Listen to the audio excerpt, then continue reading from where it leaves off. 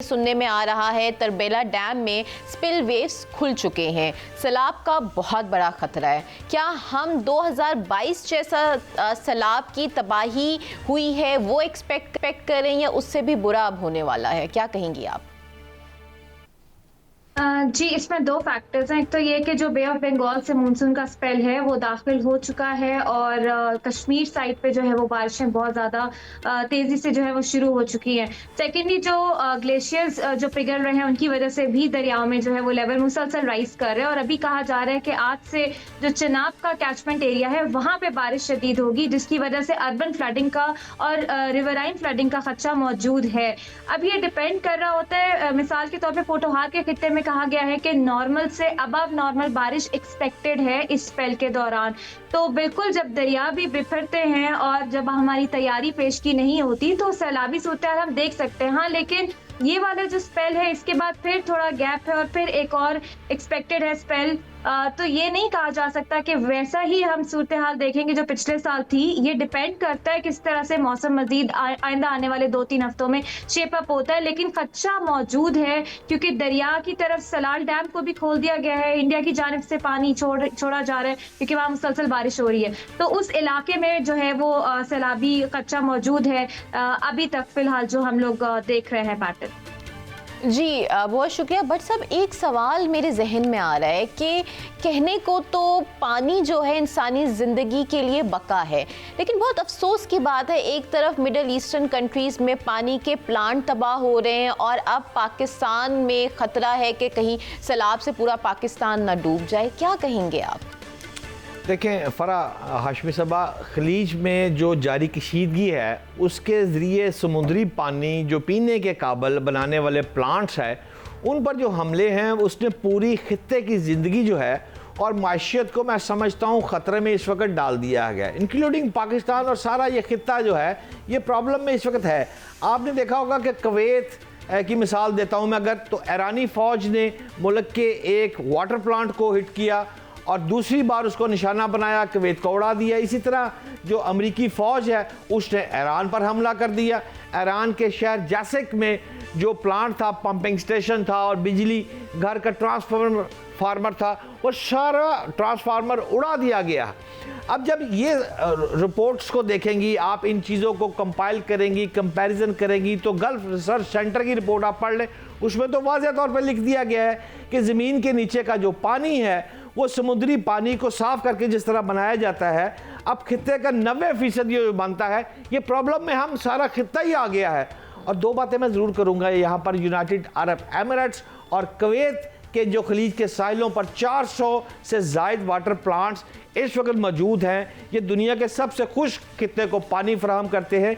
ये सारी प्रॉब्लम जो हैं डे बाय डे खलीज तावन की बढ़ती जा रही हैं और जो प्रॉब्लम्स हैं वो मुश्किल से मुश्किल होती जा रही हैं। इसके साथ साथ अगर हम बात करें पाकिस्तान की, तो मानसून की जो बारिशें हैं वो पंजाब में इस वक्त दाखिल हो चुकी हैं, नया सिस्टम जो आ चुका है और जो मेरे पास रिपोर्ट है उसके मुताबिक तो कहीं बारिश तेज़ है, कहीं कम है, लेकिन दरिया चनाब, झेलम, रावी और इनसे मुल्का नदी नालों में सैलाब की वार्निंग जो है वो माहिर माहौलियात हमारे साथ हैं, इनको पता है कि वार्निंग जो है वो जारी कर दी गई है। 20 से 24 जुलाई के दौरान पंजाब के दरियाओं में पानी की सूरत हाल में इजाफे का खदशा, यानी 20 से 24 जुलाई, ये इसी रवा माह की मैं बात कर रहा हूँ, अब दिन ज़्यादा दूर नहीं है।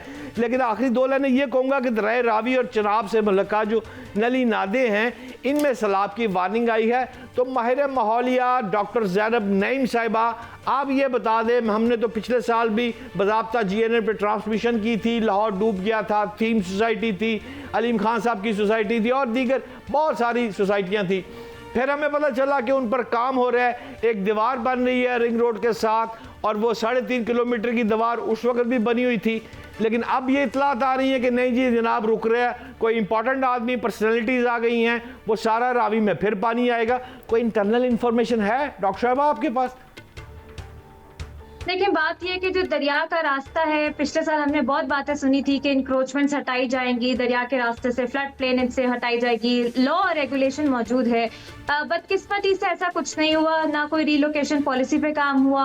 बड़े हमने मॉनसून प्लान्स भी सुने थे, ऐसा कुछ भी नहीं हुआ। आप और मैं आज भी बैठ के वही बातें कर रहे हैं जो हम पिछले साल कर रहे थे।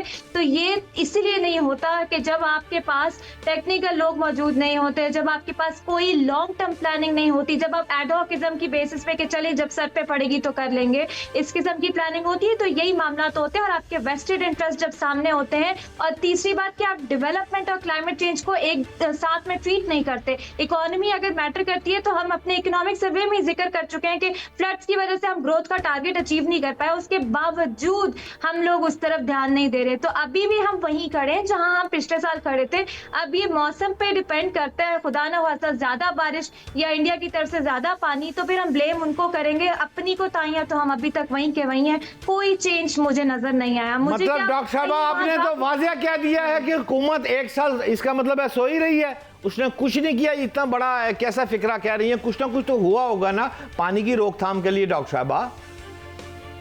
देखें, फ्लड प्लेन के रास्ते में कोई भी हाउसिंग सोसाइटी मौजूद है तो वो उस पर क्या तरक्की हुई है, क्या हमने वहां से हटाई है, क्या रीलोकेशन पॉलिसी मेरी नजर से तो नहीं गुजरी, आपकी नजर से गुजरी है, क्या हम लोगों ने दरियाओं के रास्ते में, यह भी लाहौर हाईकोर्ट का फैसला भी आया कि फ्लड प्लेन इंक्रोचमेंट उसको देखें, क्योंकि ये क्रिटिकल इंफ्रास्ट्रक्चर होता है, क्लाइमेट क्रिटिकल इंफ्रास्ट्रक्चर होता है। आपने कोई पॉलिसी नहीं लेकर है, कोई इन्फोर्समेंट नहीं, कोई निफाज नहीं, बल्कि नई नई हाउसिंग सोसाइटीज आपके प्रोटेक्टेड एरियाज में बनना शुरू हो गई हैं। आज कल सुपार्को का डेटा यह है ना, रावल लेक जो कि प्रोटेक्टेड एरिया, वहां तो 50% आपका ट्री कवर श्रिंक कर गया।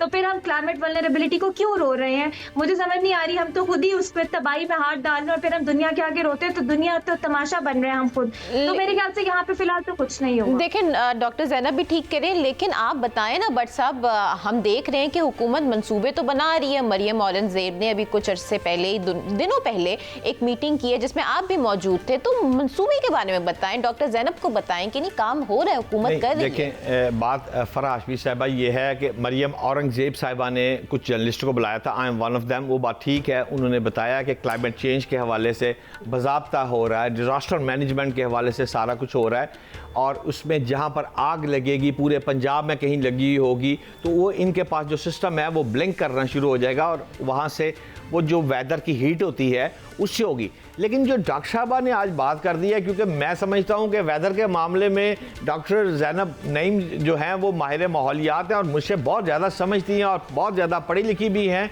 डॉक्टर साहबा, आपने ये कह दिया कि हुकूमत सो रही है और आपने ये भी फरमा दिया कि हाई कोर्ट की भी बात कर दी, आपने ये भी फरमा दिया कि अब भारत से जो पानी आएगा वो कितना छोड़ता है और कितना नहीं छोड़ता, यानी आगे बंद वाली बात। यानी फिर मैं क्या सोच लूं डॉक्टर साहबा, कह दूं फिक्रा सुपुर्दे खुदा, एम आई राइट और रॉन्ग? देखिए, बात ये है कि मानसून में वो छोटी एम्बैंकमेंट्स की बात तो हुई थी, स्टडी भी हुई थी, फिजिबिलिटी भी हुई थी, लेकिन क्या हम सिर्फ बांध के हम समझते हैं कि फ्लड प्लेन पे सोसाइटीज बनाना जायज है और उन सोसाइटीज को हम क्लाइमेट में, कार्बन मार्केट्स में कभी किसी मत में हम प्रमोट करते रहें, ये जायज है? तो नहीं, ये एक आई वॉश है और ये ग्रीन वॉशिंग प्राइवेट सेक्टर के लिए हम कहते हैं, यहाँ पे एक आई वॉश है कि आप धोखा देने वाली बात है आवाम को। तो ऐसा नहीं है। हमारे प्रोटेक्टेड एरियाज, हमारे दरिया, हमारे जंगलात, ये हमारा क्रिटिकल इंफ्रास्ट्रक्चर है। जब तक इसको रिकॉग्निशन नहीं मिलती, उसी तरह से जैसे हम इकोनॉमी की डेवलपमेंट के लिए किसी रेस्टोरेंट को देते हैं या किसी प्लाजे को देते हैं, तब तक हमारा क्लाइमेट एक्शन सिर्फ एक नजर का धोखा या बयानबाजी है, अदरवाइज वो ऑन ग्राउंड कुछ नहीं है। देखें कहाँ गए वो टारगेट्स, किधर है टारगेट्स, आपके इंडिकेटर किधर है कि ये क्लाइमेट एक्शन बना है, आइंदा 5 सालों में ये होगा, 10 सालों में ये होगा, सक्सेस मेजर किस चीज से हम कर रहे हैं? कोई इंडिकेटर्स तो होंगे ना। मुझे तो, मेरी नजर से तो कोई भी इंडिकेटर्स नहीं गुजरे कि हाँ ये हमने अचीव कर लिया और ये हम आइंदा आने वाले कुछ सालों में करेंगे, इसको रोक लेंगे। मुझे पता है कि सोसाइटियां अचानक क्यों इंक्रोचमेंट की मद में खत्म नहीं की जा सकती, लेकिन रीसेटलमेंट प्लान बनते हैं, रीलोकेशन पॉलिसीज बनती हैं। कहाँ पे वो चीज? रियल एस्टेट सेक्टर को अभी भी इजाजत क्यों है कि आप फ्लड प्लेन पे इंक्रोच कर सकते हैं, नेशनल पार्क में इंक्रोच कर सकते हैं? क्यों उनको नहीं बताया जा रहा कि यहाँ आप प्लॉटिंग करके बेच नहीं सकते? तो इस मामले में हम वहीं खड़े हैं और मैं आपकी बात पे यही कहूंगी कि बिल्कुल ऐसा ही है, हमने इम्प्रूवमेंट नहीं की।